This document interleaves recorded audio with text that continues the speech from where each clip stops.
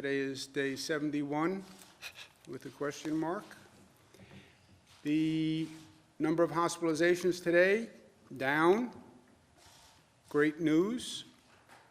Number of intubations, down. That's great news. The new COVID cases, which is a different problem than the number of people who are in hospitals. This is how many new cases are showing up every day, which has been still very high, is down to 521, and that is down. 521 takes us right back to where we started this hellish journey, right? March 20th is when we did the close down order, and where we are today is basically, with the number of new cases, is basically right where we were when we started. So it has been a painful period of time between March 20th and May 9th. The optimist would say yes, but it's only March 20 to May 9th. The pessimist would say, but a lot of pain, high cost, loss of life. The realist would be somewhere in the middle.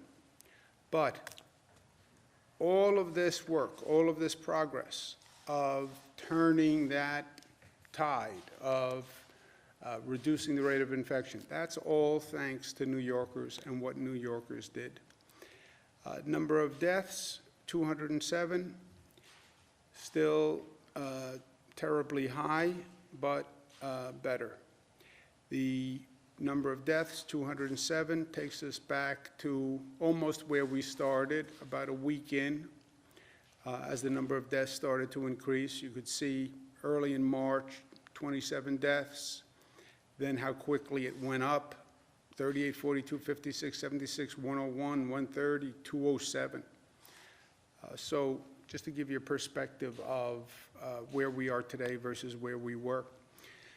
One of our top priorities is protecting people in nursing homes and seniors. This is where this virus feeds. It's where this virus started, when it started in the state of Washington. We have implemented many safety measures, many of which have been difficult to implement, but we did for health reasons, restricting visitation, except for end-of-life visits. This is a tough policy, and I had serious qualms about it, to tell you the truth. But the health officials were right. Yes, you want visitation. No, you don't want to walk a virus into a nursing home that could kill the person you're going to visit. PPE requirements, all staff have to be checked going into a nursing home every 12 hours. All facilities must notify families within 24 hours, separate facilities, residents from staff in the event of an outbreak. We provided them with millions of pieces of PPE equipment. This is a national problem, right? Nursing homes generally, all across the country, have seen the COVID virus take a high toll. New York has one of the highest populations of nursing home residents of any state in the country, over 100,000 residents. But New York's percentage of deaths in nursing homes is the 34th highest of any state. So if you look at the states and the percentages of people who died in nursing homes as a percentage of that death, New York is number 34. So none of this is good news, but just to give you a context of what people are looking at. This virus uses nursing homes. They are ground zero. They're the vulnerable population in the vulnerable location, right? It's a congregation of vulnerable people. Today we're taking additional steps to protect seniors in nursing homes. First, I want people to understand how a nursing home operates vis-a-vis the state, the most vulnerable population deserves the highest level of care, right? So the rule is very simple. If a nursing home cannot provide care for a person and provide the appropriate level of care for any reason, they must transfer the person out of the facility. If they can't find another facility, they call the State Department of Health. So what does this mean? If they don't have enough staff, if they don't have enough PPE, if their facility doesn't allow for isolation or quarantine, whatever it is, if they cannot provide the proper care, they must transfer the resident, period. If they have a COVID positive person and they can't treat a COVID positive person, they must transfer the person or call the State Department of Health, and the State Department of Health will transfer that person. All nursing home staff must now be tested twice a week. That's not just a temperature check, that is a diagnostic test. We have the tests available. We have brought them online. The state has more testing capacity than any state in the country. They have to test their staff twice a week. That is a rule. It's not a, I'd appreciate it if you did. Hospitals, going forward, cannot discharge a patient to a nursing home unless the patient tests negative for COVID-19. So we're just not going to send a person who is positive to a nursing home after a hospital visit, period. Remember, and I want the nursing home operators to understand this, we have alternative facilities for nursing home patients, COVID or non-COVID. Remember what we did here. We created 40,000 hospital beds because we had to. We had a 50,000 bed capacity system. The early projections were we would need 110,000 beds, 140,000 beds. We created 40,000 additional beds, minimum. So we have beds available. We also set up COVID-only facilities. So we have available COVID-only facilities that could accept nursing home residents. We're not reducing the number of hospital beds that we have available.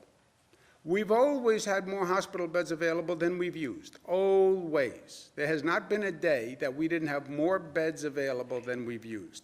So if a nursing home cannot take care of a person, we have facilities that can. And I understand the nursing home's perspective, but if they cannot provide the appropriate care, they have to call the Department of Health, and let's get that resident into an appropriate facility. I can't be more direct about that. We have available COVID-only facilities upstate as well as downstate. So we have the facilities available. If there's any issue, the resident must be referred to the Department of Health, which will find alternative care. If a nursing home operator does not follow these procedures, they will lose their license. Well, that's harsh.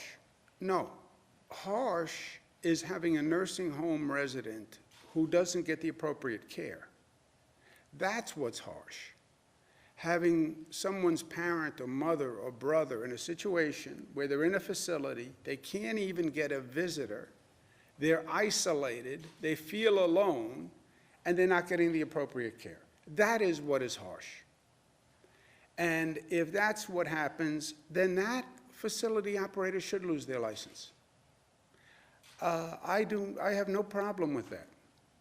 I was the Attorney General. I did investigations of nursing homes. I have tremendous respect for what they do. But this is the essence of their responsibility and obligation. Again, we have the facilities, we have the beds. It's not like a situation where there are no options. We have options, and we want to use them.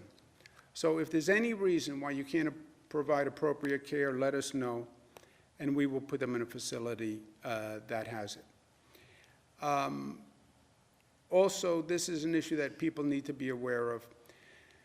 New York State is investigating 85 cases of a COVID-related illness in children, mostly toddler to elementary schools. It's symptoms similar to Kawasaki disease, what they call Kawasaki disease, or toxic shock-like syndrome.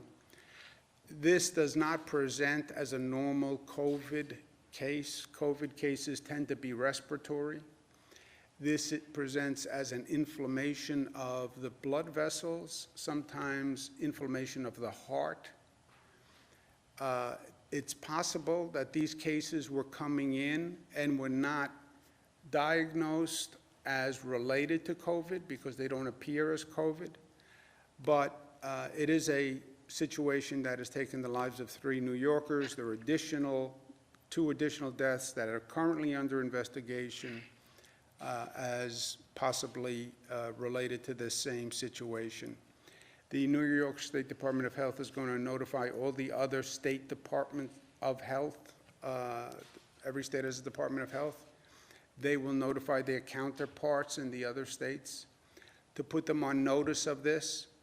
Again, we've recently found this and are investigating it, but it may be possible, and it may even be probable, that this is a situation that exists in other states, and we want to make sure that they are aware of it.